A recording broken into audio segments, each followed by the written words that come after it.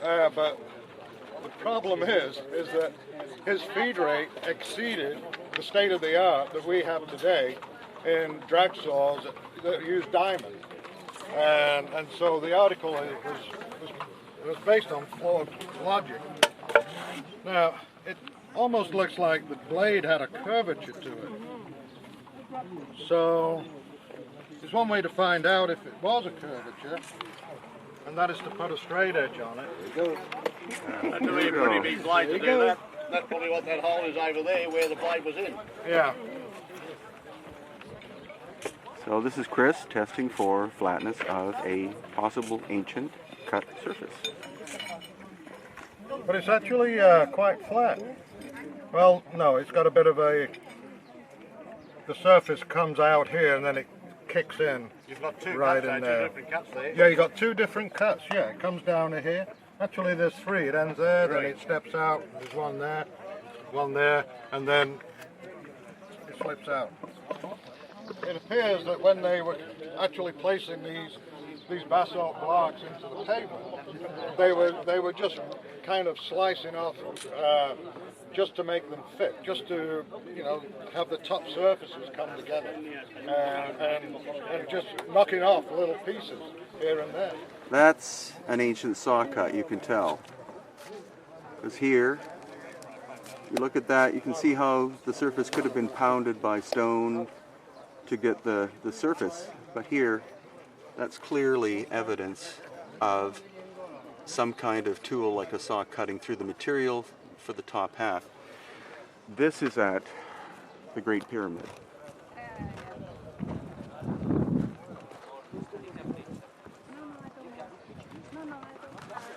And similar to Peru, what we see is different materials, different forms of workmanship from crude to incredibly refined. Here again, we're going to look at another saw cut example. But this is, I'm just blown away. This is the Great Pyramid of Giza. But here, have a look at this. This is an obvious saw cut.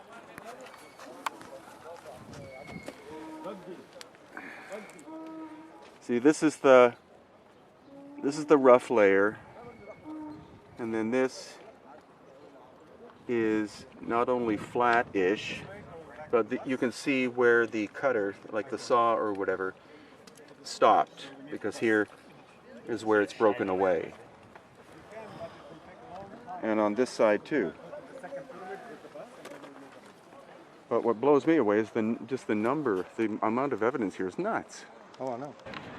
So this is the Great Pyramid at Giza,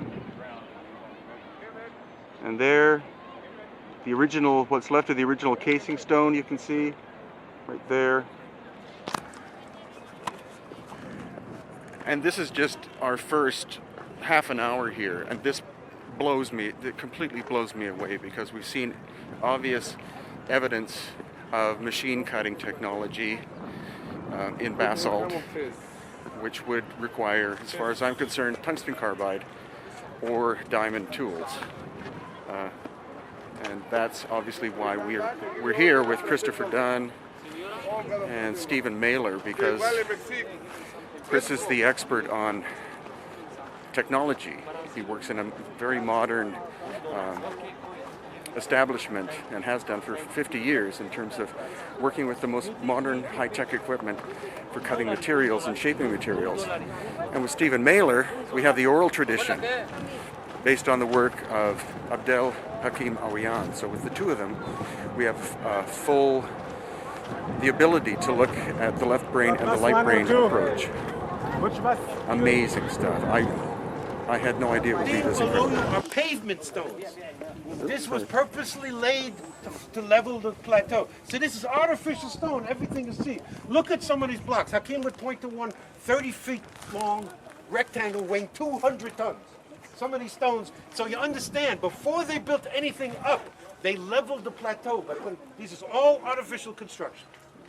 And what you're seeing along the line, you'll see holes. Sometimes you'll see square holes. Sometimes you'll see round holes.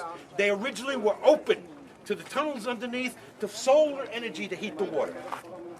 According to Abdel Hakim, water is the source of the energy of the pyramids. Water. Breaking the bond from hydrogen and oxygen in water releases a tremendous amount of energy. And as you see, as Yusuf explained coming up, the lower courses of this pyramid were encased in this rose granite.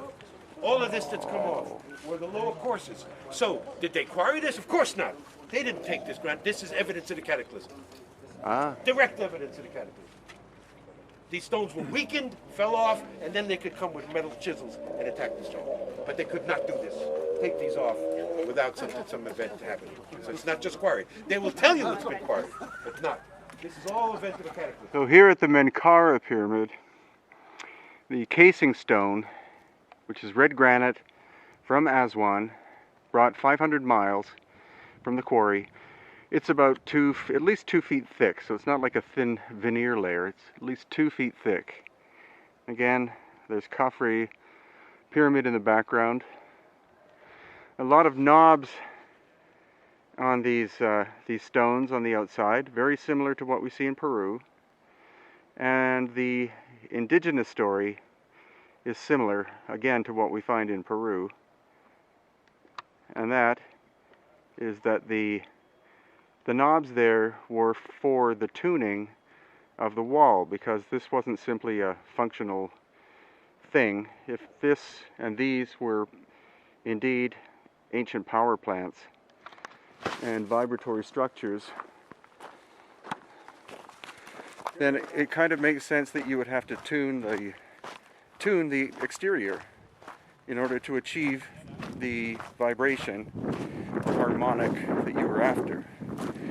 At least that is a more, I think, logical explanation than the idea that those knobs were there to help lift the stones, because a lot of the biggest ones don't have any knobs on. And then it's on this side we see the little pyramids.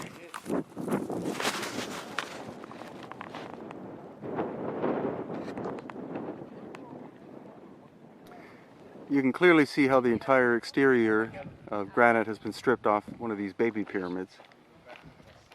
Again, the Khafre one here. Oh no, I'm not doing. And the whole area is strewn with the remains of cannibalization of an ancient structure in ancient areas by later people.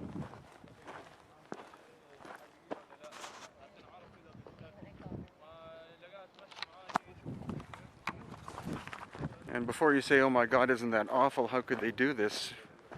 Remember, these buildings are a minimum of around 4,000 years old and could be much older. Over that period of time, cultures come, cultures go, and especially later cultures who arrive and have no comprehension as to the significance of the original constructions. They look at these things as simply quarries.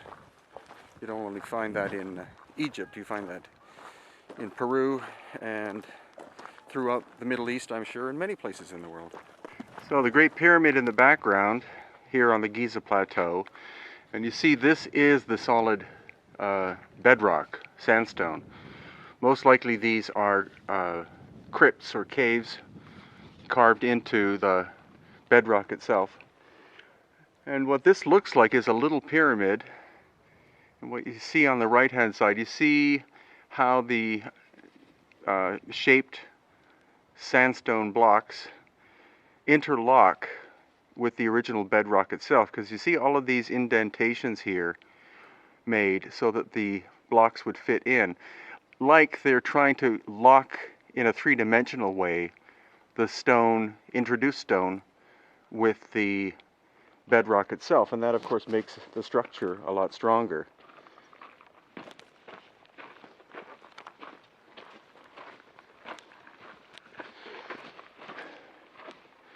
And where we're heading now is towards the Sphinx and Sphinx Temple.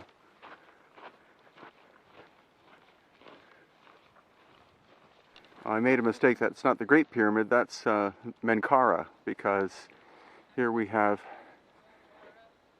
the second pyramid in the background. Khafre, and the Khufu one, the big one, great one here.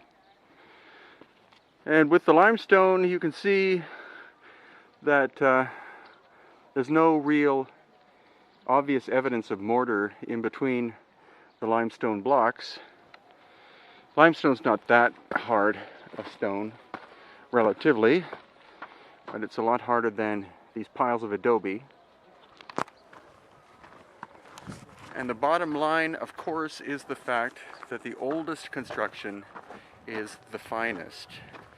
And where we find lack of mortar or cement-like material to glue the stones together, that is the oldest. The newer stuff, as in 2,000 years old, that's where you find mortar. Much more difficult to construct a building without mortar than with, because the stones have to fit perfectly in place. How's that for a view in the background? This is inside the Sphinx Temple, and this block of gray-black granite is perfectly vertically leveled.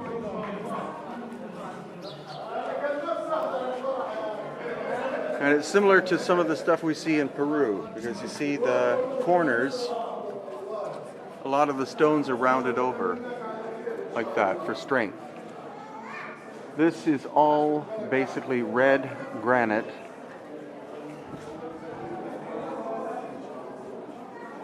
Perfectly level.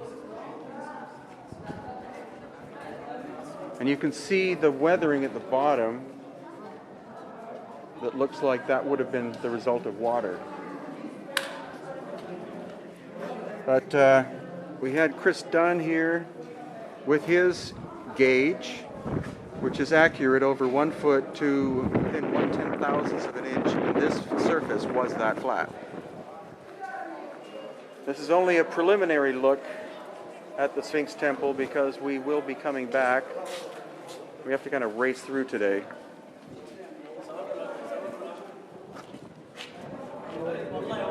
But here too, even with the weathered surface, you can see half of a degree off of level. That's because of the it looks like water weathering. Here, 0.2 degrees off of being perfectly level. So for those of you who may never get a chance to come to Egypt, this gives you a brief look into the Sphinx Temple. This is one of the pits. Could have actually been one of the water channels, because the thing is that the whole Sphinx, or the whole Giza complex, is filled with tunnels, horizontal and vertical tunnels that were probably what were used to conduct water in ancient times, when the pyramids were the energy generating things that they were. So stay tuned for future updates as we progress through this journey, but unfortunately we're always have to race through some of these on our first day in order to get a brief look at what some of this stuff looks like. Sphinx.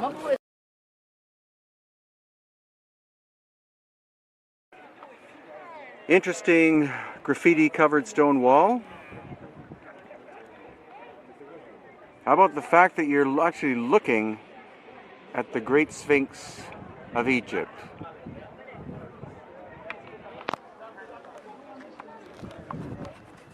What we now know, thanks to the work of Dr. Robert Schock, John Anthony West, Graham Hancock, and others, is the fact that the Sphinx has been shown to be older than any pharaoh. At least 2,000 or 3,000 years older than the first known pharaoh. So we're looking at a pre-dynastic, pre-pharaonic construction. This, of course, is repair work. And the Sphinx has been repaired over and over and over again. It's even been written that the Sphinx was being repaired during the time of Khufu and Khafre, the pharaohs supposedly responsible for the giant pyramids behind the Sphinx. But water erosion, as based on the work of Dr. Robert Schoch, as shown here in the Sphinx enclosure, it's water erosion that caused the necessity to repair the Sphinx.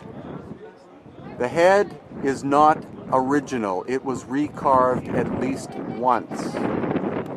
And what most people don't know is that the Sphinx was originally simply the head exposed above the plane of sandstone. It was dug out to create the shape of the body.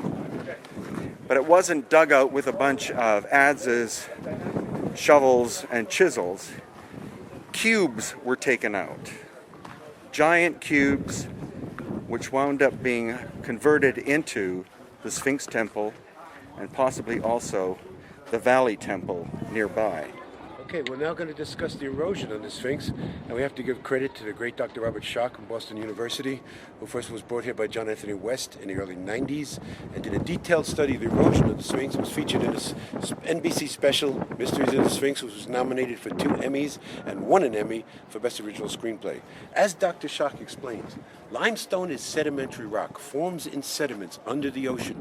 It's called nummulitic limestone. It has little seashells, nummullites. So it does not form uniform. Limestone falls heterogeneous, not homogeneous, meaning you could have a hard layer, soft layer, harder layer, soft layer, harder layer, hard layers, harder layer. So what he found is the particular erosion that we see here, some of the hardest layers. He actually mapped the whole stratigraphy of this side, each layer, and its hardness and its durability. So what he found was some of the hardest layers of deposition are the most eroded. So he concluded that it would take rainfall beating at an angle for thousands of years to do this. Not a flash flood, not a flash rainfall. It takes steady rainfall for thousands and thousands of years. The hardest erosion layers are eroded. And it has this particular rounded surface, which Dr. Schoch says is classic water erosion, not wind and sand, which we can see in the 4th Dynasty tombs, cut away, eaten away by the sand.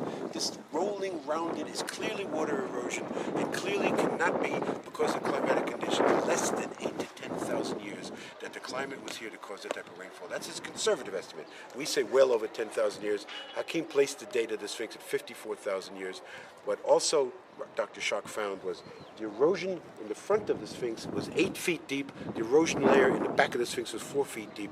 Not all constructed at the same time. First was the head and the forelegs, then the body and the tail much, much later, thousands of years later. So she's not done it all at the same time, but that obviously the head was done first. And also he concluded that the top layer that you can see was actually the ground level of the plateau. Only what was now the head would have been sticking out. It would have been just a limestone outcropping, originally what you called a yardang.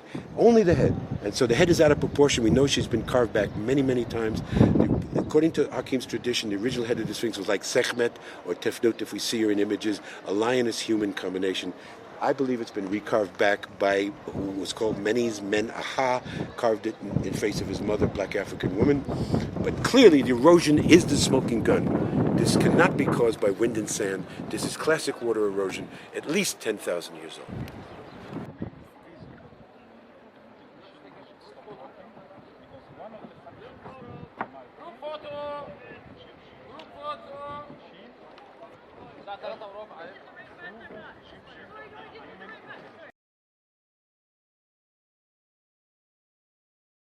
Inside the Great Pyramid. This is known as the Robber's Entrance. It was by the son of the Caliph of Baghdad, Muhammad al-Mamun, in 810 AD. And we're going to the ascending passageway, which is the original structure. Right on. Oh yeah, and he woke up late. That's just what 50 feet. Okay. Which will give you practice for going into the Gee, thanks a lot.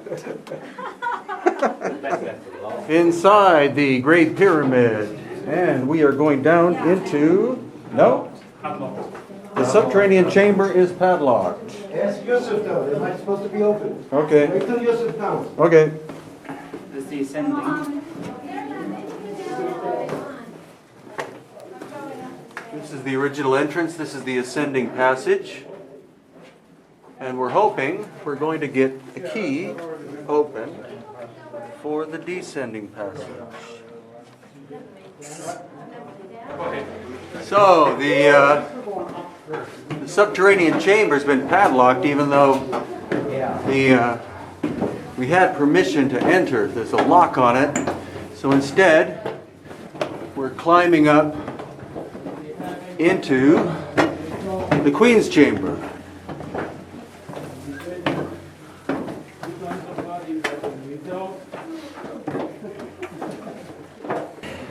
Okay, this is the Grand Gallery inside the Great Pyramid at Giza. You see the projections, projections. Almost saw-like pattern of the walls tapering as it goes upwards. Okay, the grooves we see here is obviously not made for decoration. It's made to be effective and affect the sound resonance. We can see here how these stones are housed like puzzle pieces, because this was what we know as a resonance filter. The vibration here was so powerful that if these things were not attached together in that very fine way, they would be dismantling immediately once the resonance is activated. Let me activate it from here and listen to it from the other side. Is that a knob or is that just me? Whoa!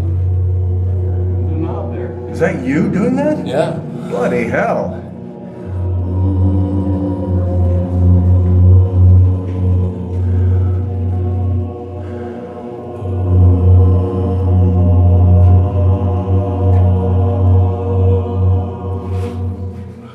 I hope you can hear the incredible sonic vibrational experience that this is. That low sound is Yusuf by himself creating that amazing resonance.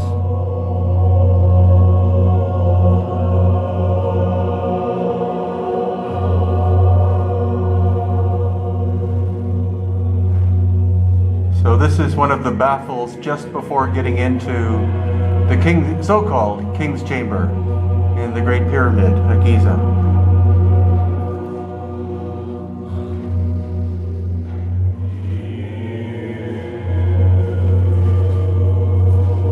So this is the actual entrance into the King's Chamber.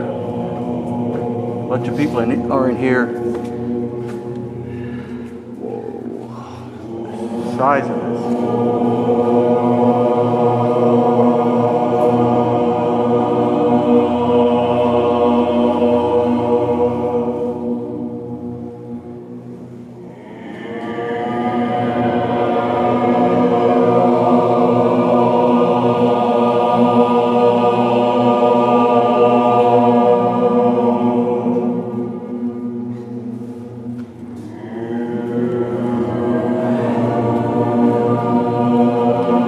Is now getting inside the box,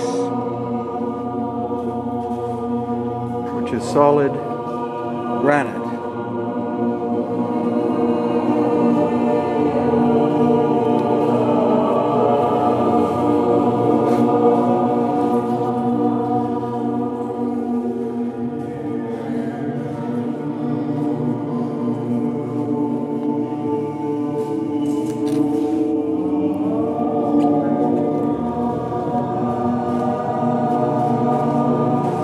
Yusuf is now in the box, in the Great Pyramid.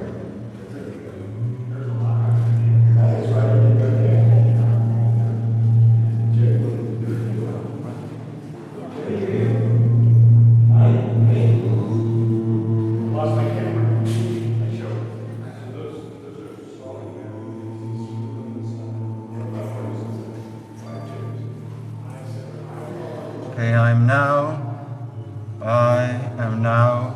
inside the box in the King's Chamber. And there's no way you can understand the experience of being in here, unless you've actually been in here, because the sound is so complex and so incredible, and how somebody could possibly think that this was constructed as a tomb and not as a acoustical vibrational device, I don't understand. But this is a childhood dream come true to actually be lying down inside this incredible granite box in the King's Chamber on the Giza Plateau in Egypt. That's amazing. We've been able to secure the Great Pyramid for 2 hours for our group, thanks to the Kemet School, www.kemetology.com. Now we're entering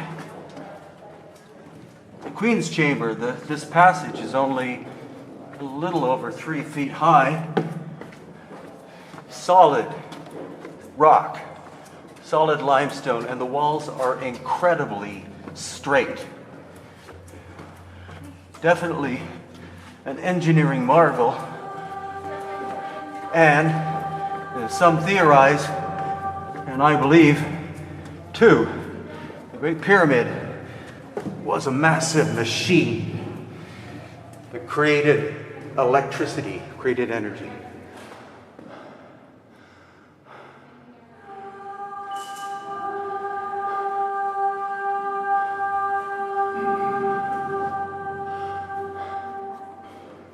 This is one of the shafts in the Queen's Chamber.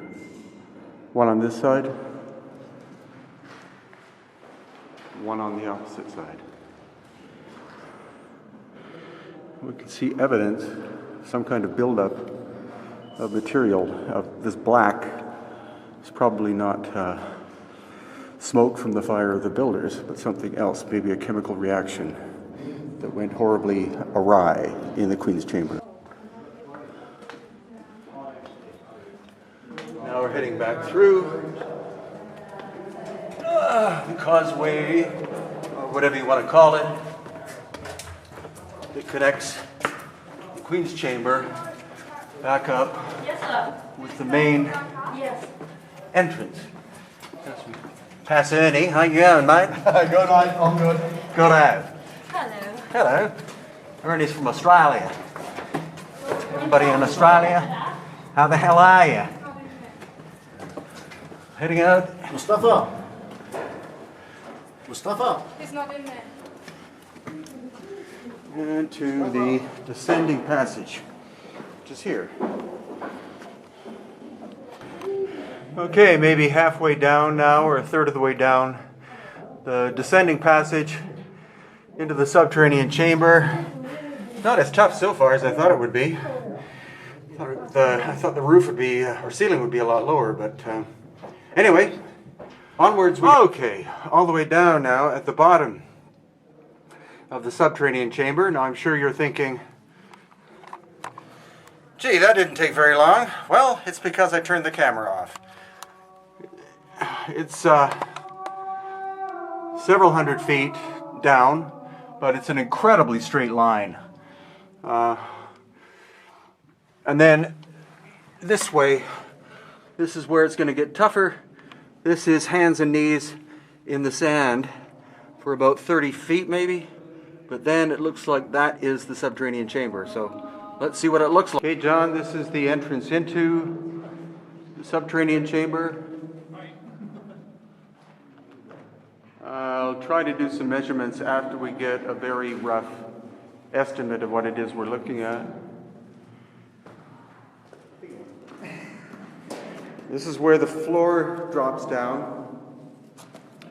And there is a square shaft in here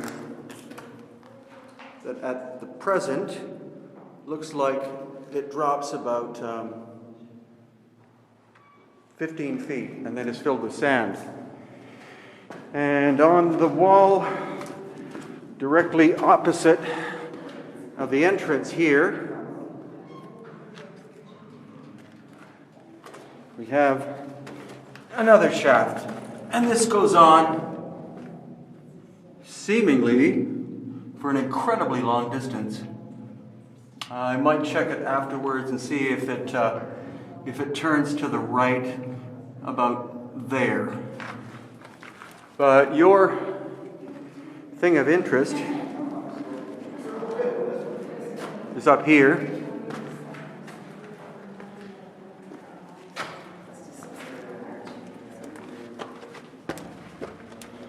So this is the channel thing walkway up. And there are a number of knob-like projections using a foot for scale here.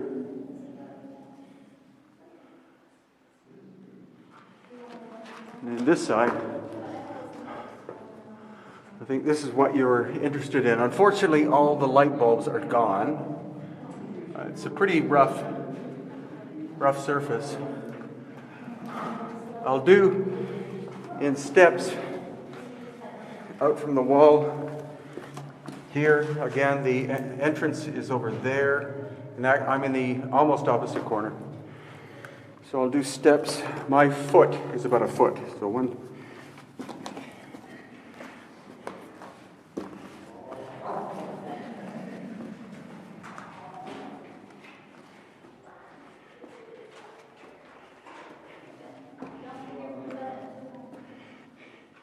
"18 feet to the point where it drops off. It's like a double step.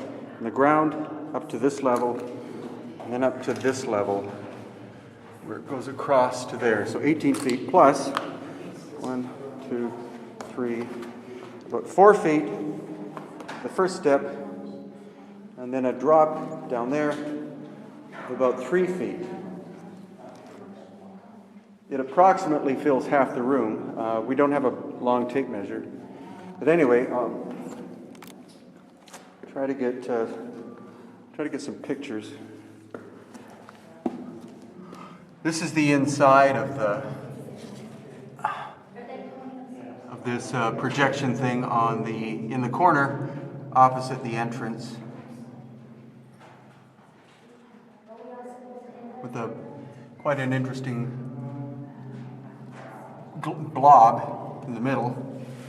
And then the wall is here, and then this is where it starts. It's approximately, again I'll get measurements, hopefully it's approximately 2.5 feet from the wall.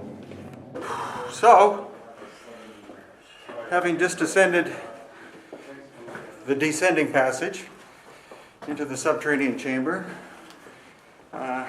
we walk out through the cavern that was created by the Turks, I think, by blowing it up. And that was our visit to the incredible here.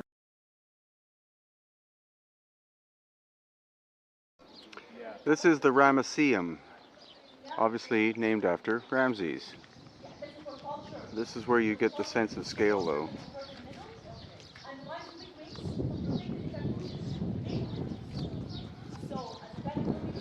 An important point that Stephen Mailer pointed out is if you look at the carvings on the left, they're different from the carvings on the right. Carvings on the left may be older. The carvings on the right are deeper, and they were most likely done for Ramses because there was a tendency during certain periods to deface the names of older so-called pharaohs. And so Ramses wanted to make sure, or his priest maybe wanted to make sure, that his name and all the writings about him were kept almost forever, and it would be very difficult to deface something that was so deeply cut into the stone like this.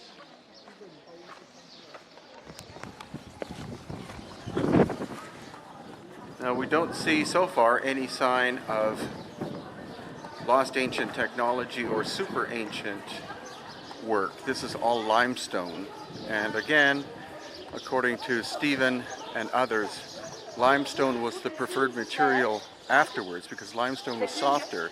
You could work it with bronze chisels and stone hammers, but when it comes to carvings or buildings which were made of granite, basalt, or quartz, calcite, that requires tools that are harder than bronze. The question is, what tools were they?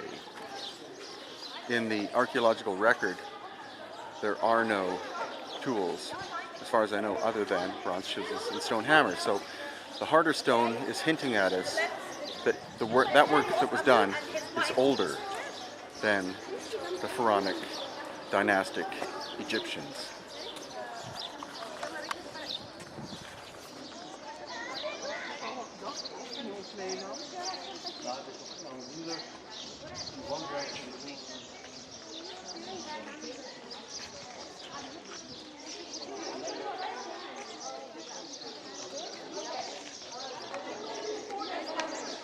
And like at any ancient site, you see different time periods existing.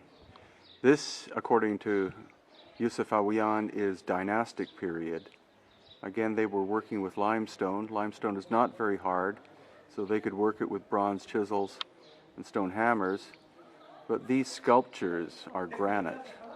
Granite is much harder, could not be properly shaped, especially not fine detail, with bronze chisels, stone hammers, and sandpaper. And possibly even more curious are the presence of the keystone cuts, which we find in different parts of the world, but they're most famous here and also in Peru and Bolivia. Keystone cuts for bronze or some kind of metal would be put in there, supposedly to hold the stones together. But what you'll notice about these ones is you can see the tools that were used, chisels. So these are not especially sophisticated examples of them, but they're present nonetheless.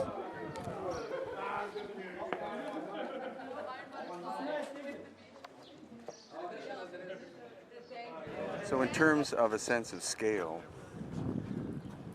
again, this is the statue, or part of the statue. This is part of his head and his ear, and then coming down that way, his shoulder. 1,000 tons finished, one block of stone. Originally, of course, it would have been much more than 1,000 tons because it would have been a rough piece to start with.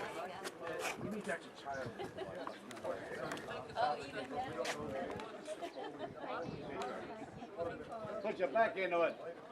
Come back around. Wow.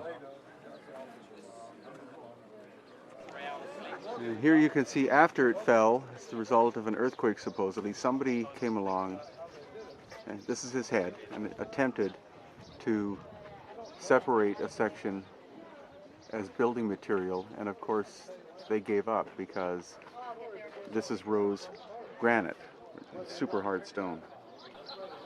So here's the bottom of part of the 1,000 ton statue, and I believe this is the base on which he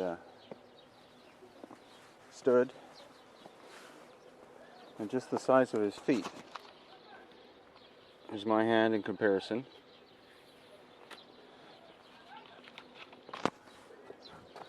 Or 1 foot compared to a foot.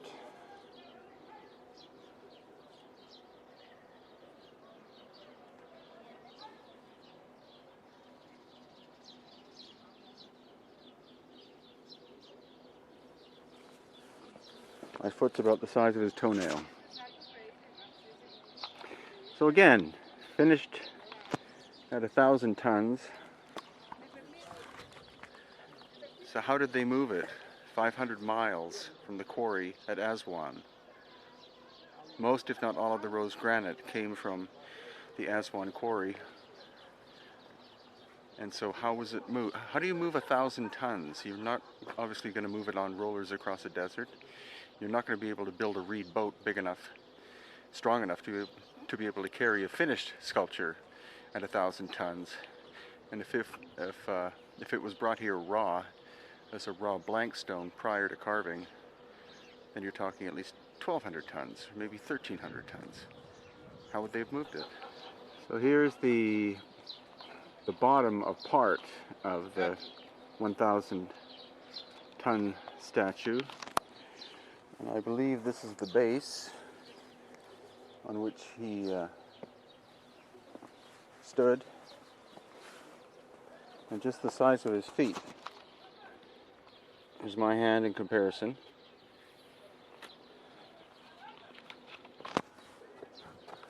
Or 1 foot compared to a foot.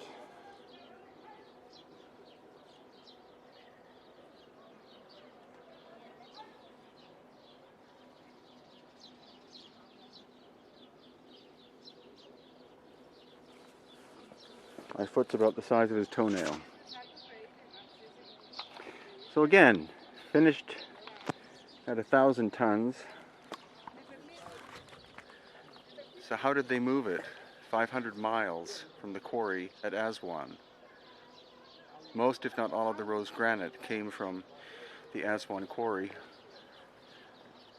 And so how was it moved? How do you move 1,000 tons? You're not obviously going to move it on rollers across a desert.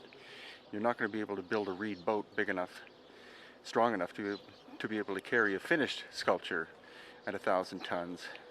And if it was brought here raw, as a raw blank stone prior to carving, then you're talking at least 1,200 tons, or maybe 1,300 tons.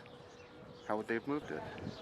Another point to take into account here at the Ramesseum is here we have limestone, which is not a particularly hard stone, but these columns, as vast as they are, at least 20 feet high, you clearly see that they were done in sections, because you can see the seam as we go down where the fill-in repair work is.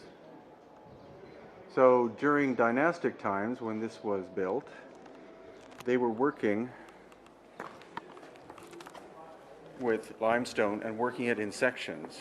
But as we go farther back in time to the pre-dynastic period, when they're working with granite, diorite, and basalt, quite often that's megalithic. That's a single block of stone, sometimes a single column, a single header piece of stone of larger scale. So it's not simply the hardness of the stone that was used prior to dynastic times, but it's the size of the stone as well. And the question is, how did they move this stuff?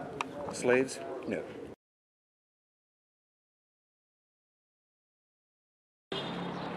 These are the colossi of Memnon.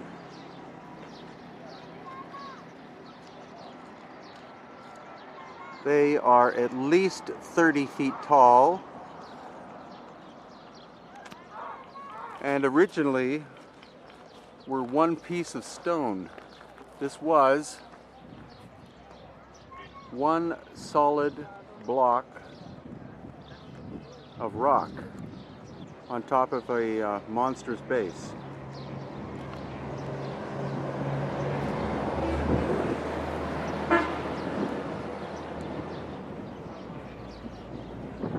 Now the thing is that just because there are hieroglyphics on them, it doesn't necessarily mean that the hieroglyphics were done at the same time that the carving, shaping of these massive sculptures were done. So to date, the colossi based upon the hieroglyphics that are on them could be very well an erroneous thing. I think they're far older. I think these are from the pre-dynastic Comitian period, and God knows how they moved the damn things. Hundreds of tons, if not more, but I'll have to find out exactly how much they originally weighed.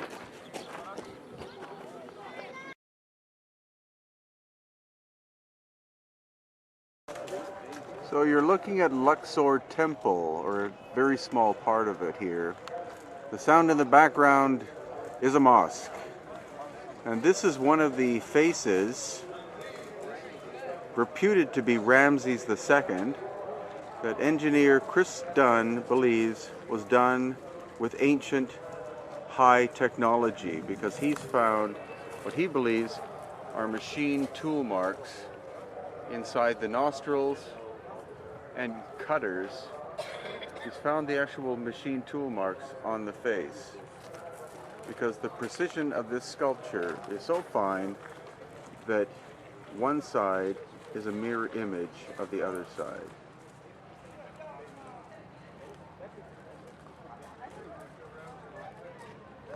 And right next to this head of Ramses is an incredible obelisk.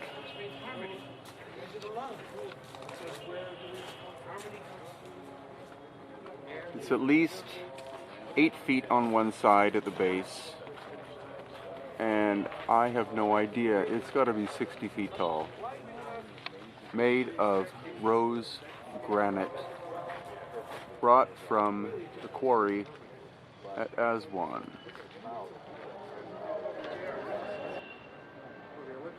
So these rose granite sculptures, which have to be 15 feet tall, that cartouche here was added later. The name of Ramses was put that after. So it's likely that this does not, the sculpture does not represent Ramses. It could be a lot older. And what Yusuf Awiyan pointed out is the first one has the cartouche there.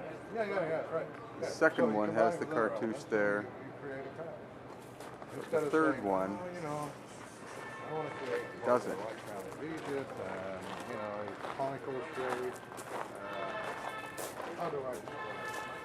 So you see, there's the cartouche with his name on it. Next to it is a dagger, but here the dagger's in the way of where it would be.